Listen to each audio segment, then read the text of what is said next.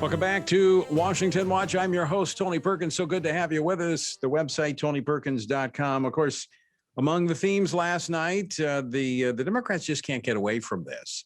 But the president, once again, calling America a racist nation. Play clip number 11. And with the plans outlined tonight, we have a real chance to root out systemic racism that plagues America and American lives in other ways. You know, I just have a hard time. Of course, Senator Tim Scott gave kind of the rebuttal, and he addressed this issue. We had Ben Carson on the program the other day, and actually last night in Pray Vote Stand, he was addressing this issue. I mean, how is it we can have systemic racism in this country? We had a black president. We now have a black vice president. We have members of Congress, minorities. Look, I mean, I don't get, how can you have both?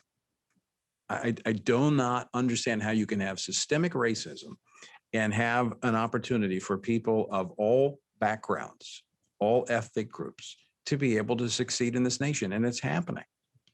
But there was more to the president's speech last night as it pertains to domestic issues. And joining me now to talk more about this, U.S. Senator Roy Blunt of Missouri. He is the ranking member of the subcommittee on the Departments of Labor, Health and Human Services, Education, and related agencies. Senator, welcome back to the program. Great to be with you, Tony. And, I thought Tim Scott did a great job last night talking about the two views of responsibility, the two views of government, and made the point that America is not a racist country. And he would know.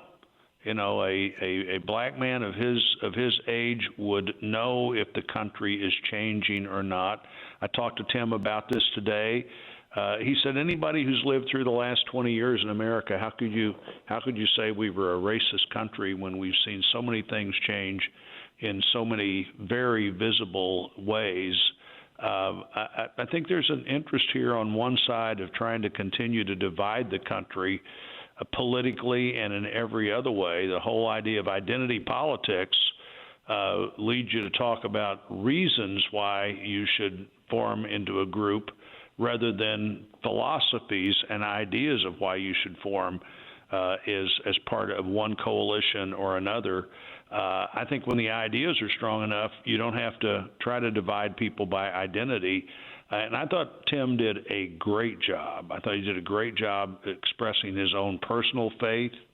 I think the way he ended that speech would not have been unusual in a Ronald Reagan America, but would have been pretty unusual for many people in the last decade or so to think that sharing your own personal faith story and how much your faith means to you in a response to the president's speech would just be a natural thing to do. And I thought Tim Scott did it incredibly well. And I agree with you. And we need more leaders like that are open about their faith and their journey. But also, he's a success story. In his background, he's told his story. And I think that doesn't work. As you pointed out, it doesn't work for the left because it does not allow us to divide. It actually, the message of Tim Scott and Dr. Carson and so many others is a message of that unifies, that brings us together because it celebrates about what is good about America. America's not perfect, but we're becoming a better nation with each generation if we take the right path. I think there's no question. Yeah, and it works against the whole idea of you didn't do that. And you hear that from our friends on the other side all the time. You didn't do that. It was the government that made all of that possible.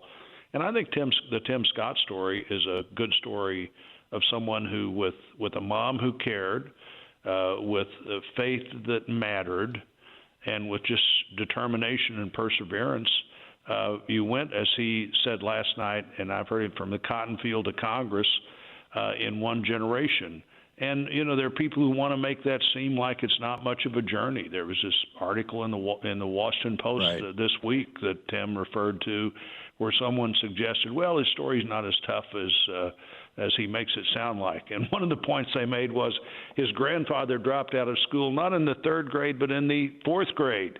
to prove just how much of an exaggeration that Tim Scott had put into his own personal story. And again, it